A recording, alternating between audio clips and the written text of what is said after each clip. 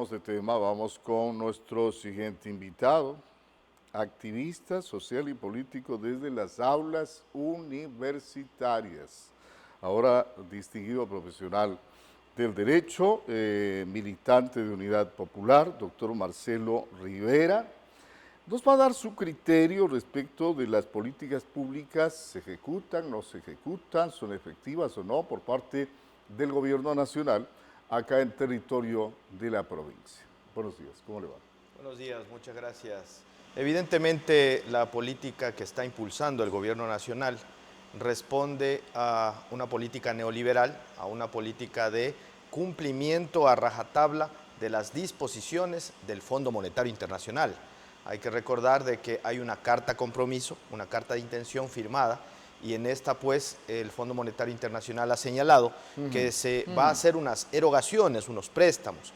Está en camino 1.500 millones de dólares y que esos recursos serían entregados a condición de que se cumplan algunos de sus recetarios, algunos de su plan de ajuste. Ese plan de ajuste corresponde a la reducción de presupuesto en educación, reducción de presupuesto en salud, a la reducción del tamaño del Estado, lo cual, u optimización que suelen llamar ellos, lo cual significa despidos masivos.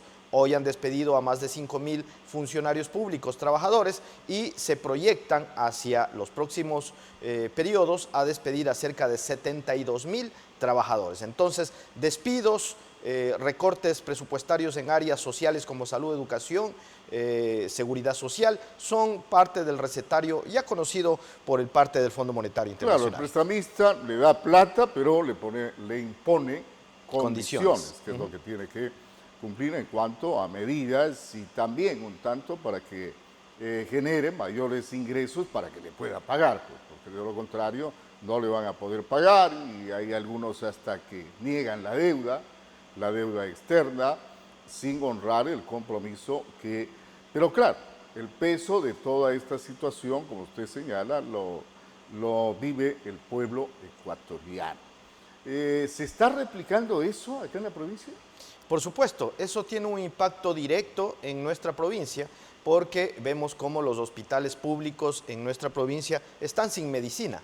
Los usuarios del sistema público pueden observar cómo inclusive ha habido días en los cuales no ha habido ni siquiera para la alimentación de los internos, de las personas que están allí convalecientes. No solo allí, sino que además también se puede observar que en el sector educación muchas instituciones educativas se encuentran prácticamente abandonadas, se encuentran sin una infraestructura adecuada. Somos los padres de familia quienes a través de cuotas, a través de la organización del comité de padres, es que de alguna manera sostenemos las principales necesidades en las instituciones educativas que se refieren a la adecuación de las baterías higiénicas, a garantizar el agua permanente, es decir, un sinnúmero de elementos que le corresponden de forma directa al gobierno nacional a través del Ministerio de Educación, pero vemos que acá está abandonado las instituciones educativas y por supuesto nos toca a los padres de familia correr con esos gastos. Entonces todo eso vamos viendo cómo repercute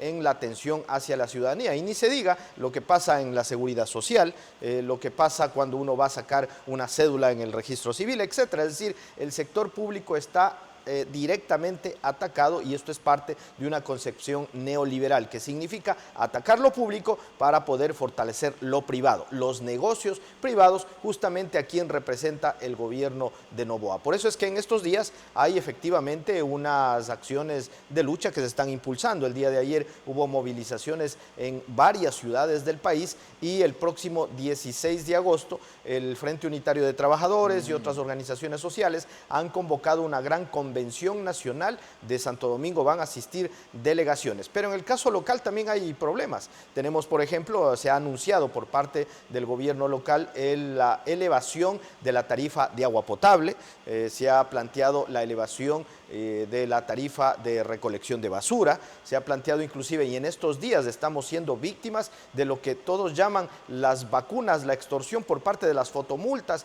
por lo que este próximo martes, varias organizaciones están coordinando para poder realizar una acción, un plantón en los bajos del municipio este próximo martes 12 de agosto, a la cual invitamos a toda la ciudadanía y a todos quienes han sido afectados y están siendo afectados por estas fotomultas, que efectivamente el gobierno local, el señor Erazo, indicó de que no iban a establecerse cobros, sino que eran estas cámaras para poder educar a la ciudadanía y que eso iba a ser así, pero ahora vemos cómo nos están llegando ya las multas por parte de estas fotorradares. ¿En qué medida se dan esas quejas, especialmente por este tema de las multas? Es preocupante, sobre todo el hecho de que está desvalorizada la palabra del primer administrador de la ciudad.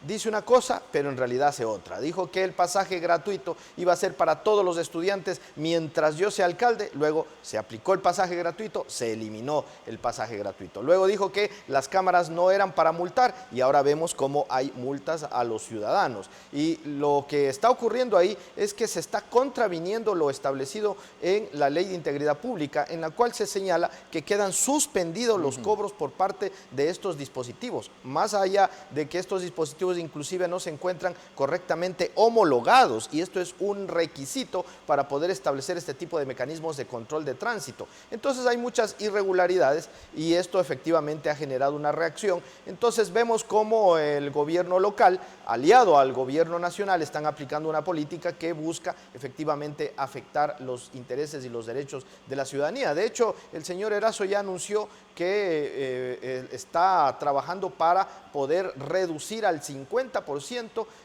la planta de trabajadores y servidores públicos del GAT municipal. Eso es gravísimo, porque si ahora varios de los trámites se demoran un tiempo, reduciendo el personal, pues ahí efectivamente los trámites van a estancarse. Entonces, es una preocupación que la ciudadanía, las organizaciones sociales estamos permanentemente evaluando, por lo que estamos a disposición de poder realizar las acciones de lucha que permitan defender los derechos de la ciudadanía. Bien, gracias por estar acá con nosotros, doctor Marcelo Rivera, dando a conocer su criterio respecto de las políticas públicas acá en la provincia y particularmente en el cantón Santo Domingo. Una breve pausa antes de continuar.